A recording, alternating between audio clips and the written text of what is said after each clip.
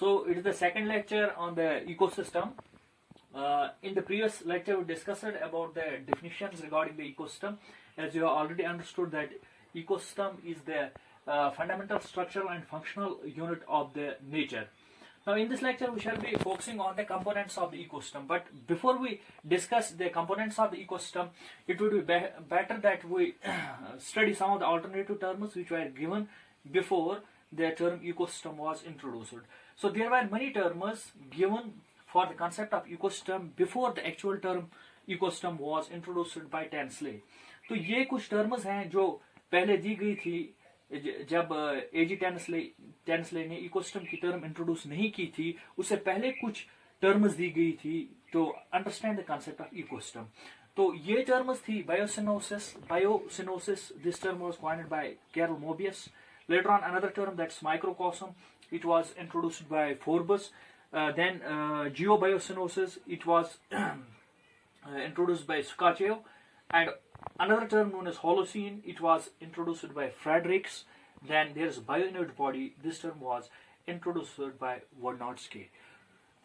तो यहाँ पे कहने का मतलब ये है कि ये जो टर्म इकोसिस्टम है जो इंट्रोड्यूस की थी टेंसले ने इन 1935, इससे पहले इसी कंसेप्ट को अंडरस्टैंड करने के लिए इकोसिस्टम क्या है, इसके लिए कुछ टर्म्स दी गई थी. उन टर्म्स को मैंने यहाँ पे आपको एक्सप्लेन किया. एक तो बायोसिनोसिस थी टर्म, दूसरी माइक्रोकॉस्म दी गई थी, और तीसरी जियोबायोसिनोसिस दी गई थी. सिमिलरली होलोसीन टर्म भी दी गई थी और बायोइनेट बॉडी भी एक टर्म दी गई थी. But later on all this terms got replaced and one term for understanding this concept was given by Tansley and the term selected was known as ecosystem. तो lastly ये हुआ कि इन कॉन्सेप्ट्स को explain करने के लिए अल्टीमेटली एक term दी गई जो एजी टेंसले ने दी, और उसको हम इकोसिस्टम कहते हैं उस टर्म को. So these were the earlier terms given for the concept of the ecosystem. Now we shall move on towards the main concept which we are going to discuss today. That's the components of ecosystem. इसका मतलब है कि ecosystem में क्या क्या चीजें होती हैं. तो इससे पहले कि हम डिस्कस करें द कंपोनेंट्स ऑफ इकोसिस्टम, दो एक बातें हम कर लेते हैं इकोसिस्टम के बारे में. हमने in yesterday's lecture we also discussed about the ecosystem. तो एक दो चीजें जो रह गई थी उसके बारे में हम बात करेंगे. इकोसिस्टम एक ओपन सिस्टम होता है क्योंकि इसमें लिविंग ऑर्गेनिजम्स इंटरेक्ट करते हैं with inorganic materials, with other non living components of the environment. तो ये कोई क्लोज्ड सिस्टम नहीं है, it's an open system. So ecosystem is an open system. Another point is ecosystem जो है, इकोसिस्टम में एक इनपुट भी होता है और एक आउटपुट भी होता है. तो इनपुट क्या है इसमें?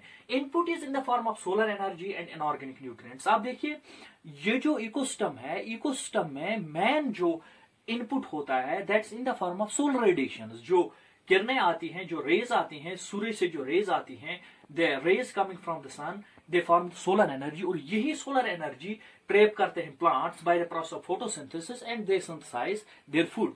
सो this is the input in the this what we call as ecosystem. So the input in the ecosystem is in the form of solar radiations which come out from the sun. इसके बाद output होता है. एक output क्या होता है एक ecosystem का? Output is in the form of energy. Energy बाहर निकलती है इकोसिस्टम से और वेस्ट मैटर. सो इनपुट जो होता है इकोसिस्टम में that is the solar radiations और दैट्स द सोलर एनर्जी, और आउटपुट जो होता है that's energy and waste matter. Now we will move towards the components of the ecosystem. अब बात करेंगे हम कंपोनेंट्स ऑफ द इकोसिस्टम के बारे में. अब जब हम कंपोनेंट्स ऑफ द इकोसिस्टम पे आएंगे तो there are two types of components present in the ecosystem. एक होते हैं एबायोटिक कंपोनेंट्स. एबायोटिक कंपोनेंट्स वो सारे कंपोनेंट्स इकोसिस्टम के हैं जो नॉन लिविंग कंपोनेंट्स है. एक इकोसिस्टम में एक तरीके के कंपोनेंट्स होते हैं जो नॉन लिविंग कंपोनेंट्स कहलाते हैं, उनको हम कहते हैं abiotic components. Then there's another category of components that they are known as biotic components. ये living components of the environment होते हैं. So there are two types of components in the ecosystem, that's abiotic components and biotic components. Now what's the difference between abiotic and biotic components? The difference is very much easy.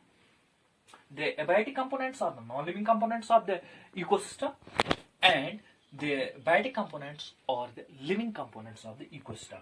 Now we shall focus on, first of all, we shall focus on the abiotic components of the ecosystem.